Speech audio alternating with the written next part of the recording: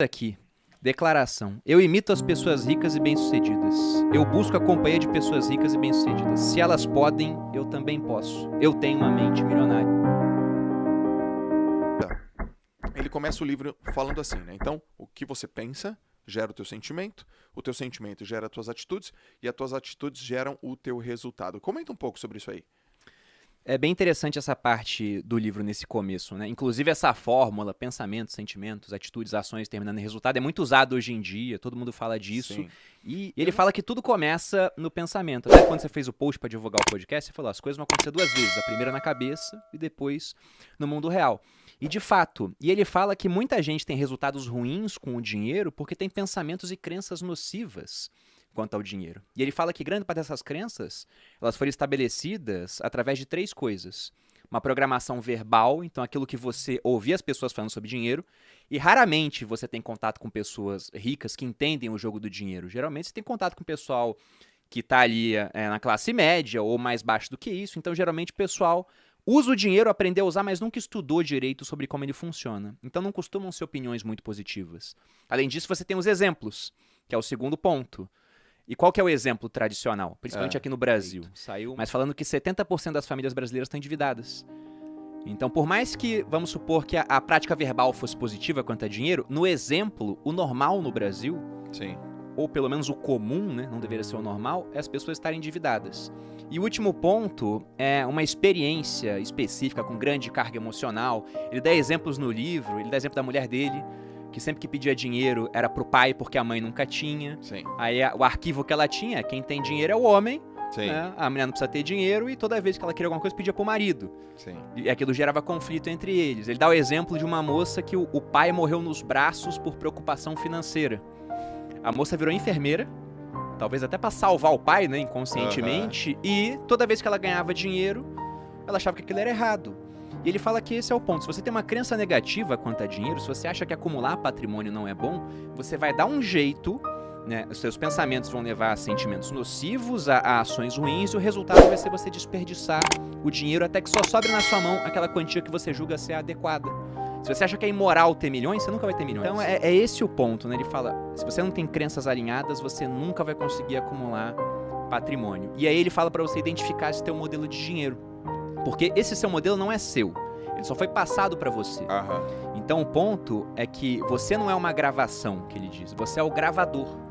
Se essa gravação não tá boa, você deleta e grava uma nova. Perfeito. E aí o que ele tenta fazer é colocar os arquivos bons no lugar dos arquivos ruins. É aquele ponto, né? O que é mais importante, o dinheiro ou a saúde? Ele até coloca uma frase, um princípio de riqueza, que ele fala que o dinheiro é muito importante nas áreas onde ele tem influência e insignificante onde não tem.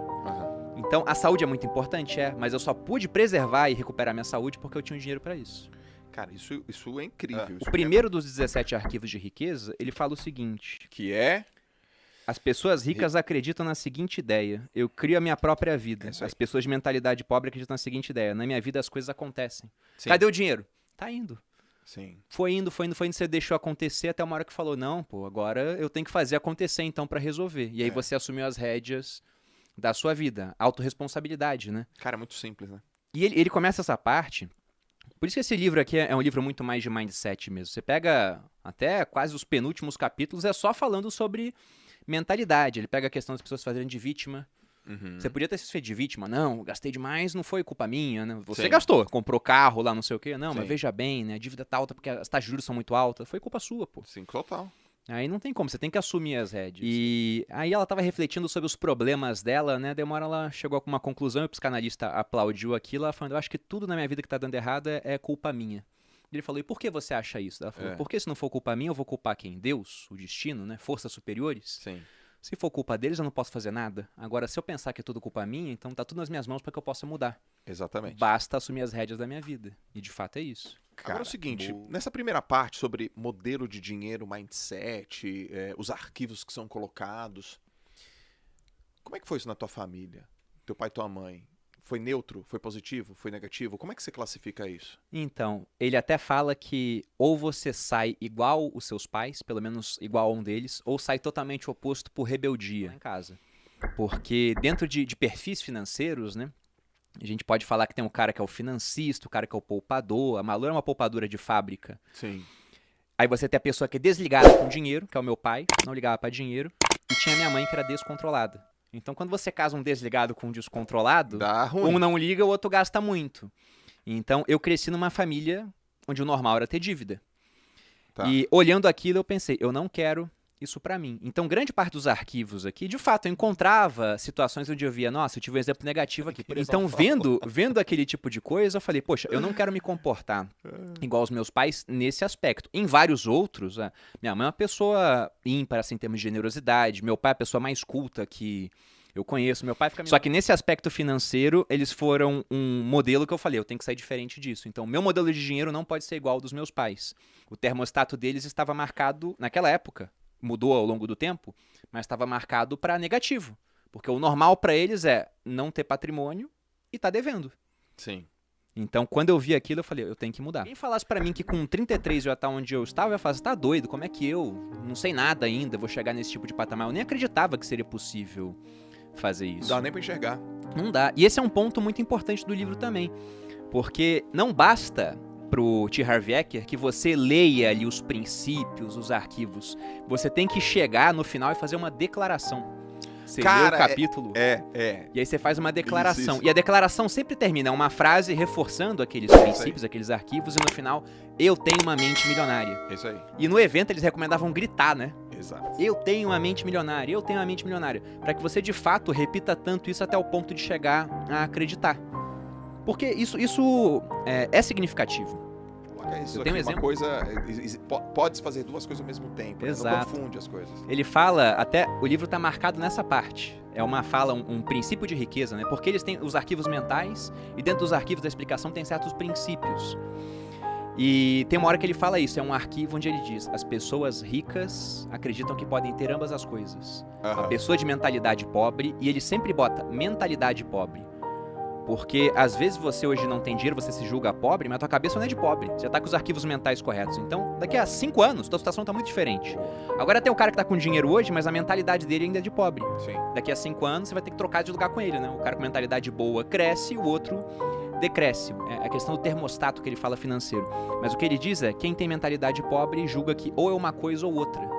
Então isso de ou amor ou dinheiro, ou saúde ou dinheiro, o que ele fala é a mesma coisa que perguntar o que é mais importante, ter o braço direito ou tua perna esquerda. Ambos são importantes, tem que abrir mão de um para ter outro. Então isso chega bastante lá, como se, por exemplo, ter mais dinheiro vai te trazer menos felicidade no final das contas, porque traz mais preocupações. Ele também aborda isso.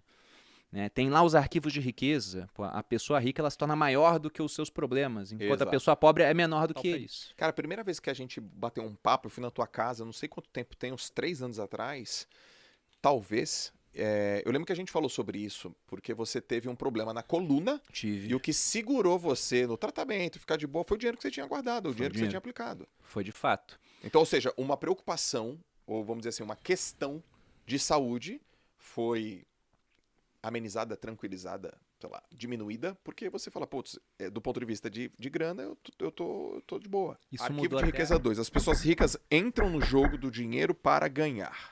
Arquivo de riqueza 3. As pessoas ricas assumem o compromisso de serem ricas. Nossa, isso aconteceu comigo. Elas não querem, vai ser legal se acontecer, não. Elas colocam como objetivo. Isso sou eu, total. E arquivo 4, as pessoas ricas pensam grande. Escolhe uma das 4 aí e versa. Freestyle. Vou pegar o arquivo 4 desses arquivos, ele ainda fala, as pessoas ricas pensam assim, as pessoas de mentalidade pobre pensam, e ele mostra que é o contrário. E o ponto é que essa parte de pensar grande é muito importante. Porque se você pensa pequeno, para chegar no seu objetivo, e não tem nada de errado em pensar pequeno em prazos mais curtos. O Tony Robbins tem aquela frase muito famosa que diz que a gente costuma superestimar prazos curtos e subestimar os longos. Perfeito. Eu acho que a gente vai fazer o contrário, né? No curto você subestima de fato e você superestima o longo, porque no longo prazo muita coisa pode acontecer, igual aconteceu com a gente. Mas o ponto de pensar grande é importante porque pensar grande te obriga a agir de uma forma diferente. Se você só pensar, não, eu quero estar 10% melhor em termos de finanças do que eu tenho agora. Cara, 10% é melhoria incremental. Sim. Você não muda quase nada. Agora, se você se desafiar e falar, não, daqui a 5 anos eu tenho que ter um patrimônio 5 vezes maior do que eu tenho agora. Você sabe que no primeiro ano você não vai dobrar o patrimônio e depois dobrar de novo. Você vai saber que vai ser uma curva, mas você tem que fazer alguma coisa que vai te dar um baita resultado depois. Isso te obriga a agir de uma maneira que você nunca pensou em agir antes. Sim. Então esse é o ponto. Tem uma hora que ele fala, né? Ah, tem que empreender, não tem que me livrar do meu contra-cheque estável. Ele fala que não precisa. Mas o único ruim de um contra-cheque estável é que isso coloca um teto para os seus rendimentos muitas vezes e te impede de fazer outras coisas. Então o ponto é, pense, né, grande e como que você vai fazer para transformar esse teu pensamento grande em de fato em ações que vão gerar ótimos resultados. Pensar grande é fundamental. Até porque pensar, grande ou pequeno, o trabalho é o mesmo. A prática que vai ser diferente, mas só de pensar grande você já faz o exercício pensando em hipóteses que você nunca contemplaria se fosse pensar pequeno. O que você atribui ao cara que afirma e não consegue, e o cara que afirma e consegue, mas sem a resposta de é porque o que afirma e consegue entra em ação? Porque, cara, é muito raso essa resposta. O que você realmente atribui, assim? Não, pegando por essa linha lá do que ele fala, pensamentos, sentimentos, ações, resultados, né? Esse cara tá pensando, ele tá materializando aquilo, né? Tá falando, declarando. Então tem sentimento, talvez esteja agindo, o resultado não tá vindo. É que o pessoal tem aquela premissa de que, bom, se eu tô fazendo isso, agora basta empregar que vai dar certo de alguma maneira. Só que só isso é insuficiente. Com os arquivos mentais corretos, você tem mais chance de conseguir, mas nada garante que você vai conseguir de fato. Sim. Até lendo esse livro aqui, quando eu olho como o T. Harv Eker abriu o negócio dele, eu desaprovo o que ele fez. Ele pegou dívida no cartão de crédito para fazer isso. Sim. Aí o pessoal vai falar do Flávio Augusto, que fez a mesma Sim. coisa no cheque especial. Sim, mas para cada caso que dá certo, você tem centenas e milhares de casos de pessoas que tinham os pensamentos, que andaram na rua, tatuaram no peito, né? Eu tenho uma mente milionária, falava à torta e à direito, foram abrir um negócio porque viram que uma hora ele defende a questão de que você tem que ter escala, né? Ele usa o exemplo dos treinadores dele, o cara que dá treinamento para 2.000 pessoas ganha mais do que o cara que dá treinamento para 50 pessoas, né? Porque tá sendo mais produtivo. Só que o ponto é que se você começar um negócio nas coxas, sem as habilidades para isso, não interessa o quanto a sua mente é próspera. A realidade, você não vai ter um resultado próspero. Todas as pessoas que eu conversei, que eu li, que eu estudei, todas elas têm esse mindset de não esperar a perfeição. Se quiser errar, erra rápido, erra barato, quer tomar água limpa, porque, porra, eu quero chegar primeiro. Então a rapidez, que é um dos princípios que a gente tem no grupo. Sim. Rapidez, a gente tem que ser rápido, cara. Rápido. Então é muito mais um mindset do que, sei lá, uma estratégia. E a gente até coloca a rapidez antes da excelência, né? Antes da excelência. Tanto que aqui no livro, numa sugestão sumária de orçamento que ele dá, onde ele fala que basicamente você tem que fazer o seguinte: viver com 50% do que você ganha, aí você pega 10% para investir para liberdade financeira, mais 10% para projetos de longo prazo, 10% ele destina para instrução, para educação. Sim. Só que a educação que ele faz não é qualquer educação, não é você fazer um curso, por exemplo, sei lá, de, não sei, teatro. A não ser que você seja um cara que vai trabalhar com isso, mas ele fala, é instrução financeira. Isso aí. Ele quer que você pegue 10% que você ganha no ano para você aprender sobre finanças. Depois que a gente passa do arquivo número 1, ele vai dando alguns princípios de riqueza e ele chega na parte da declaração. Eu acho que essa parte é especialmente interessante se tratando desse episódio. Ele diz o seguinte: na declaração é para você falar, preferencialmente em voz alta, e depois de toda a declaração você fala, eu tenho uma mente milionária. A declaração é essa: eu mesmo crio o meu próprio grau de sucesso financeiro. Você é responsável pelo que produz, pela falta de riqueza que produz e por todas as opções no meio do caminho. Então, se você hoje não está no patamar financeiro que você quer, a culpa é sua, né? E você sabendo disso, já tendo essa consciência, porque ele fala sobre como é que você muda o seu modelo de dinheiro, né? Primeiro ponto é consciência do problema. Você não resolve um problema que você não sabe que tem. Você está inconsciente. O segundo é você tem a consciência, agora você vai entender por que aquilo está acontecendo. Poxa, por que eu tenho esse modelo de dinheiro que é tão ruim? De onde veio? Aí você descobre de onde veio. Meus pais têm o mesmo modelo que eu, são endividados, eu repeti esse modelo. Agora vem a parte de você poder ressignificar esse tipo de coisa. E aí você muda e vê, olha, isso aqui é a gravação que me deram. Eu sou o gravador, agora eu quero gravar arquivos novos. Perfeito. E por último, vem a declaração, que é nessa hora onde você se compromete de fato a mudar. Porque não basta só falar, né? Falar é uma coisa, é ótimo. É melhor falar do que não falar. Então é esse o ponto, né? Você tem que se comprometer de fato com aquelas declarações que você faz. E estudar o máximo possível e partir para ação, que é muito importante, para mudar a sua realidade. Que é o seguinte: ele usa uma fórmula diferente do que as pessoas geralmente usam. O pessoal pensa que é preparar, apontar e fogo, né? É que ele defende o contrário, que é preparar, fogo e depois você aponta. No seguinte sentido, mais ou menos lembrando que eu sempre falo de comércio antes de estar pronto. Você se prepara, mas coloca um tempo limite para isso, aprende o máximo possível naquele período. Você começa, você vai lá e atira, e depois você vai apontando para melhorar o processo através de erros e acertos, feedbacks, e vai fazendo. Cara, isso é um puta mindset. As pessoas ricas focalizam oportunidades. Arquivo 6. As pessoas ricas admiram outros indivíduos ricos e bem-sucedidos.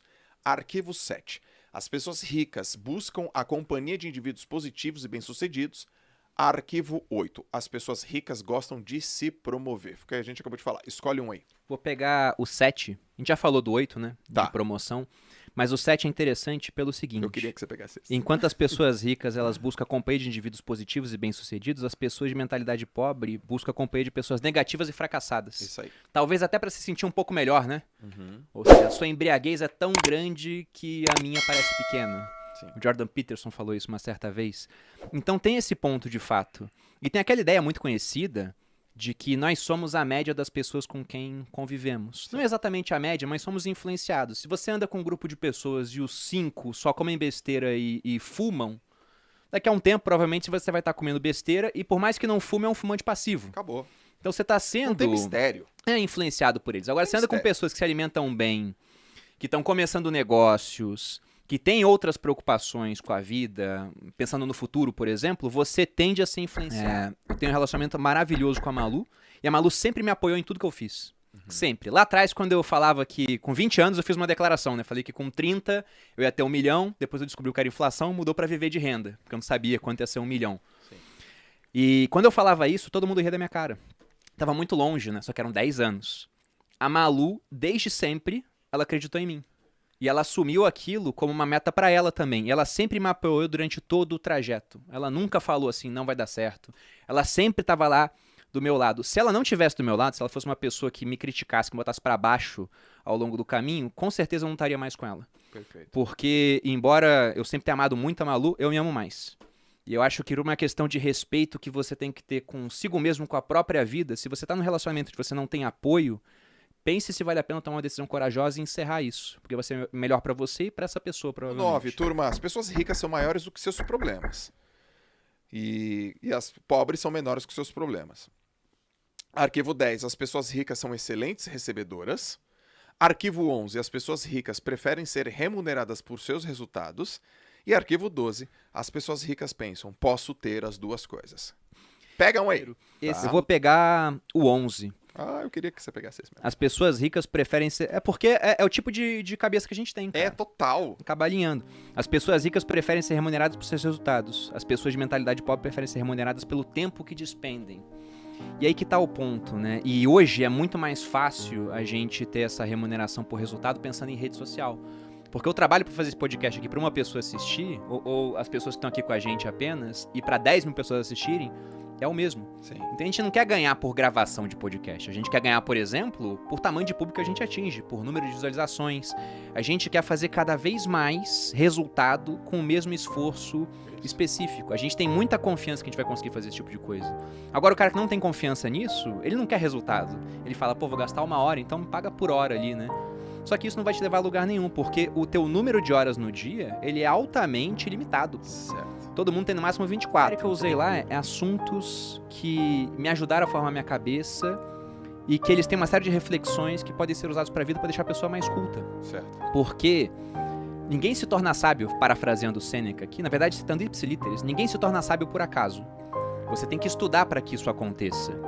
E o que é melhor? Você pegar apenas os livros muito recentes, que de repente daqui a 2 anos ninguém mais fala deles, ou mesclar alguns bons livros recentes com livros antigos muito bons, como por exemplo um Sêneca, um Marco Aurélio, que são lidos aí há 2000 e 1900 anos. Então provavelmente daqui a mais 100 anos, e acho que a gente pode, todos nós aqui, chegar próximo disso, esses livros vão continuar sendo lidos, a chance é maior. Então você tem cultura para uma vida toda. E muita gente quer aprender comigo nas finanças, não é porque... Nossa, o Bruno é o melhor educador financeiro do Brasil. É porque eles entendem que esses links históricos que eu faço, ou analogias, auxiliam na didática, no aprendizado. Então o objetivo do Clube do Livro é cultural.